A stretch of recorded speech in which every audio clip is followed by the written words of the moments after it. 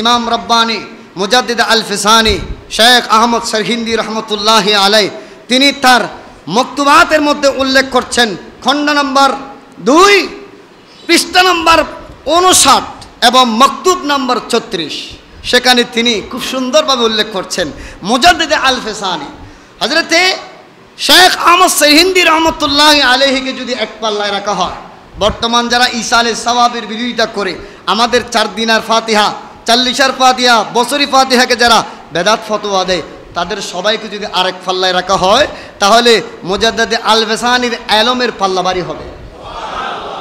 তিনি কি বলছেন দেখেন, আমি ওনার একটা কথা ওনার কিতাব থেকে আপনাদের সম্মুখে তেলাওয়াত করে শোনাচ্ছি।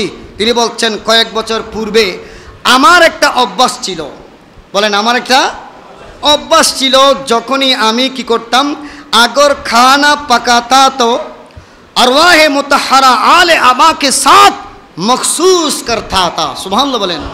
তিনি বলছেন আমি আমার একটা অভ্যাস ছিল, পুরানো অভ্যাস, যে আমি যখন কোনো খাবার পাকাতাম, খাবার পাকানোর পরে আমি এই যে খাবারগুলো গরিব দুঃখীদের মাঝে বিতরণ করার পরে এই সওয়াবগুলো আমি পৌঁছিয়ে দিতাম। সুবহানাল্লাহ বলেন।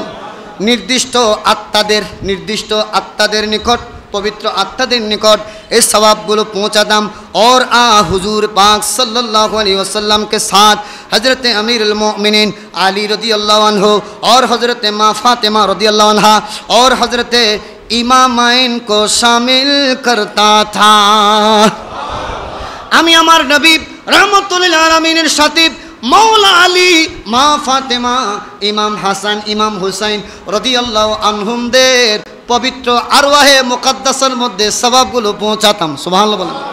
शुधु ता नय, तिनि बोलছেন एक रात बंदा ख्वाब में देखता है कि हुजूर पाक सल्लल्लाहु अलैहि वसल्लम तशरीफ फरमा है।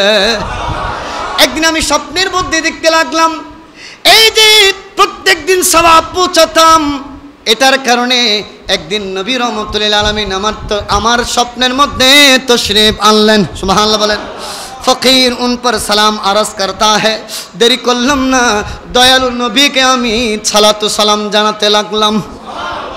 মুতাওয়াজ্জু ফকির की तरफ नहीं होते हैं, কিন্তু নবী আমার স্বপ্নের মধ্যে আসার পরেও নবী আমার চেহারার দিকে তাকাচ্ছেন না, और चेहरा अक़दस दूसरी तरफ पीरे हुए हैं। नबी रहमतुल लिल आलमीन चेहरे अनवार अन्यदिके फिरिए रखलें। उसी दरमियान में फ़कीर से फरमाते हैं कि मैं खाना आयशा के घर में खाता है। सुभान अल्लाह जोर बोलें। मैं खाना आयशा के घर में खाता हो, जो मुझे खाना बीजे आयशा के घर में बीजे। আমি তো খানা খাই আমার আয়েশার ঘরে। সুবহানাল্লাহ বলেন। নবী বলতেছেন কি আমি খানা খাই কোথায়? আমার আয়েশার ঘরে। কেউ যদি আমি নবীকে খানা দিতে চায় সেই জন্য আমার আয়েশার ঘরে খানা পাঠায়। उसी वक्त फकीर ने समझा कि हुजूर के अदम तवज्जो का सबब ये था कि फ़कीर हज़रत सिद्दीक़ा रज़ियल्लाहु अन्हा को उस खाने में शरीक नहीं करता था। तखन आमी फ़कीर आमी गोलामेर बुझते आर कष्ट हलो ना, आमी जे खाना पाकानोर परे এই সওয়াবটুকু নবীর দরবারে পৌঁছালাম, মওলা আলীর দরবারে পৌঁছালাম, মা ফাতেমা হাসনাইনি করিমার দরবারে পৌঁছালাম, কিন্তু মাইশা সিদ্দিকা রাদিয়াল্লাহু আনহার দরবারে যে পৌঁছালাম না, এজন্য নবী আমার উপর অসন্তুষ্ট হয়ে গেলেন। এটা আমার বুঝতে কষ্ট হলো না। उसके बाद हजरत सिद्दीका को बल्कि तमाम अज़वाजे मुतहहरात को अजमाइन के सबके सब अहले बायत है शरीक करता था। सुबहानाल्लाह बोलें। তখন থেকে আমি শুধু মায়েশা সিদ্দিকা রাদিয়াল্লাহু আনহা নয়, আমার নবীজির যতজন স্ত্রী পবিত্র স্ত্রীগণ রয়েছেন তাদের নামে পাকের উপর সওয়াব রসানি করতাম, সওয়াব পৌঁছাতাম और तमामी अहले बैत के साथ तवस्सुल करता था एवं दुआ करार समय अहले बैते पाकेर वसीला दिए दुआ करताम। जगतेर मानुष देखें এই যে এই ঘটনা থেকে আমরা কি শিক্ষা পাইলাম? কি শিক্ষা পাইলাম? এগুলো আমাদের বানানো ঘটনা নয়, বানানো কথা নয়। আমি কিতাবের নাম সহ বললাম কোন পৃষ্ঠায়, কততম মক্তুবের মধ্যে এগুলো লেখা আছে, সব কিছু উল্লেখ করেছি।